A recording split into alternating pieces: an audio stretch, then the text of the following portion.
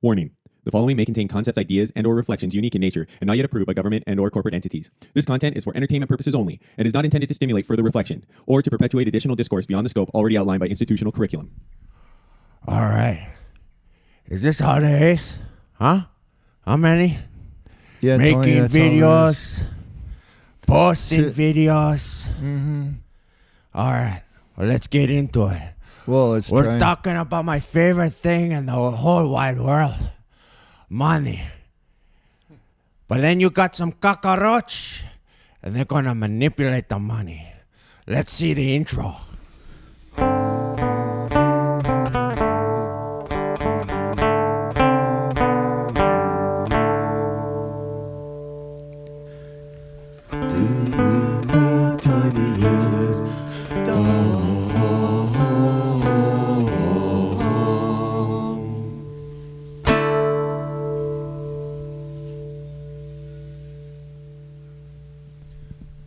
All right, dude, are you ready?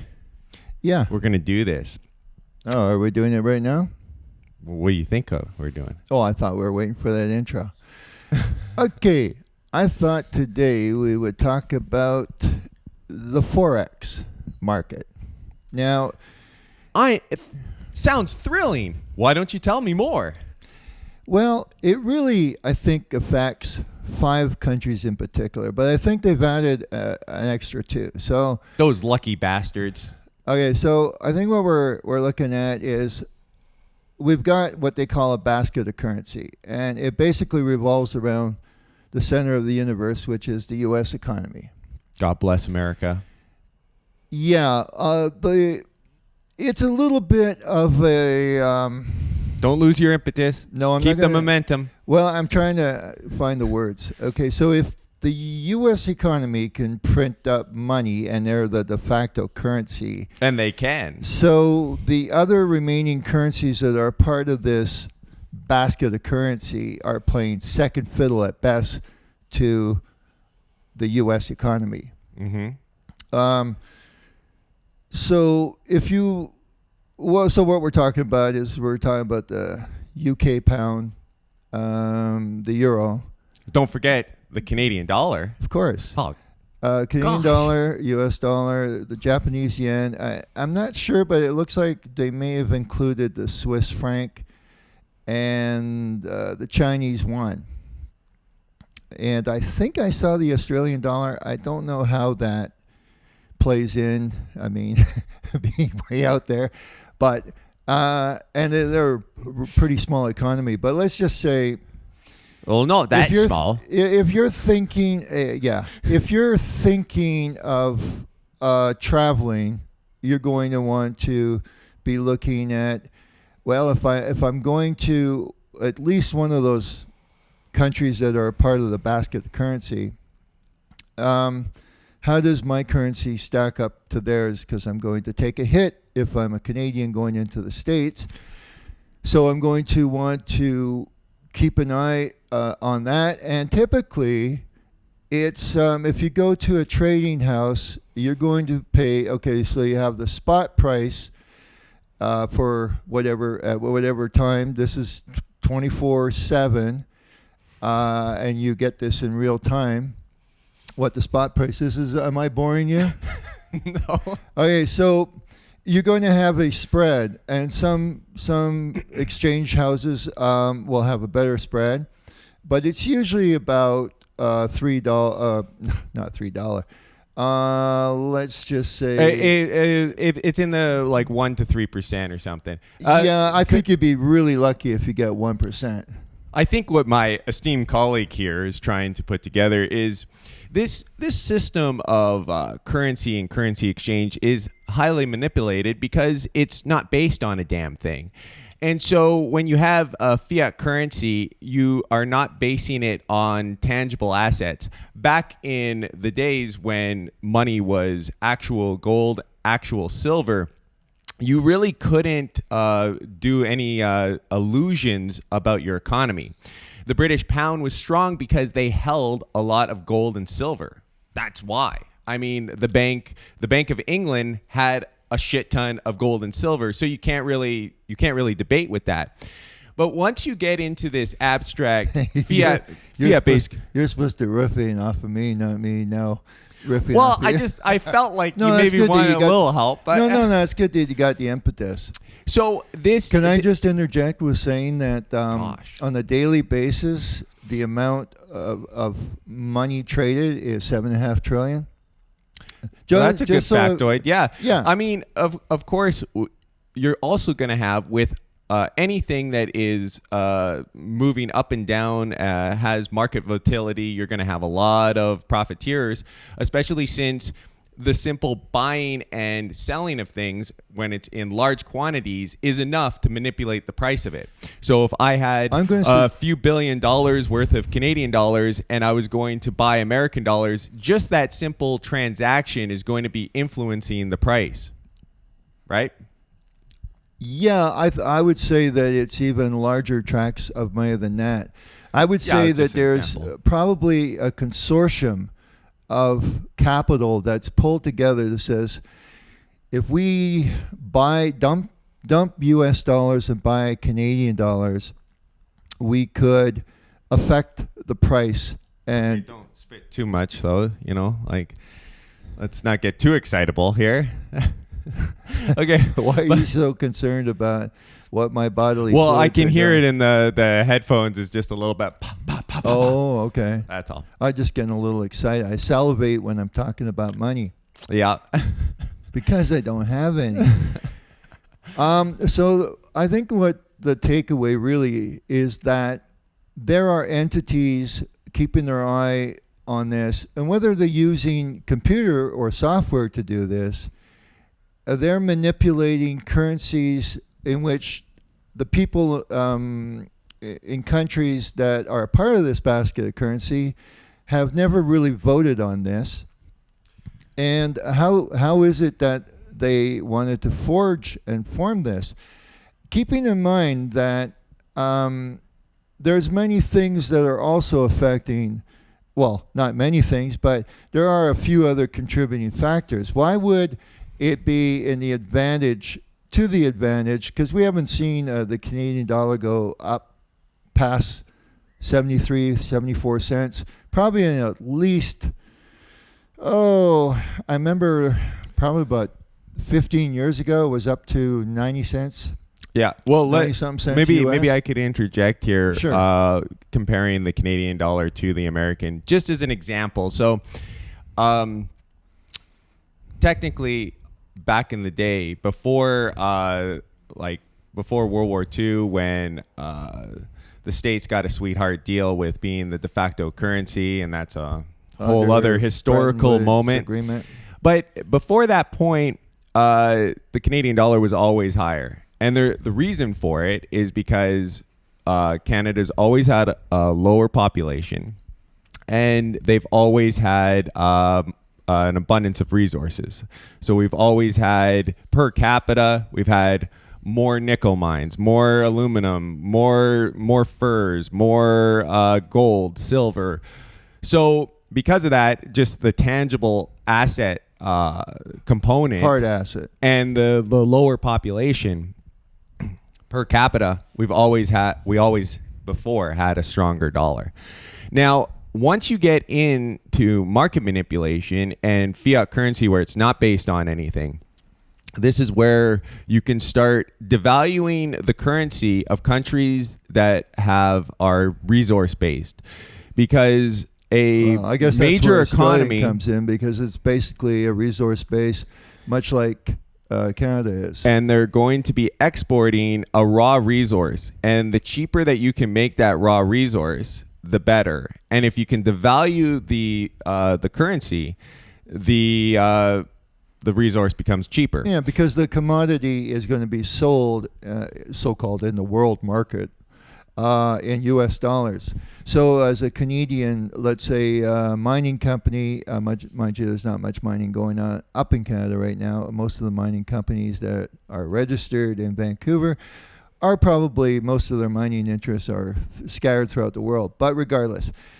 if you're manufacturing something in Canada and you're selling it to the U.S. market, you're paying your labor costs and any other costs that you incur is in Canadian dollars. So if you have a weaker Canadian dollar and you're selling primarily to a U.S. market, on that exchange, you're able to gain 30 cents on the dollar. Yeah, and I think a good example of just how manipulatable this stuff is the Bahamian dollar.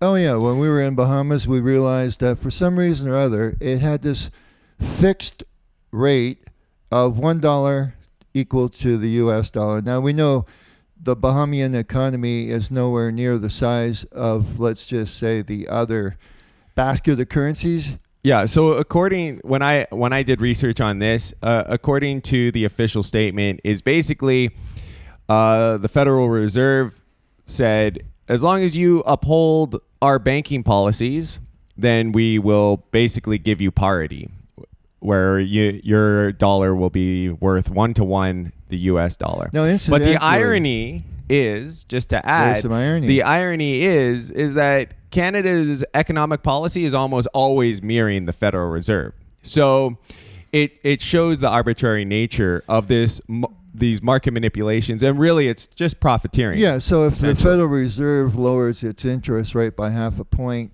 to, let's say, 2.5 points, the Canadian Treasury will also follow in step. So instead of it maintaining its interest rate, which would actually boost the value of the Canadian dollar, it chooses not to. So it's purposely allowing the Canadian dollar to have a lower purchasing power against the U.S. dollar.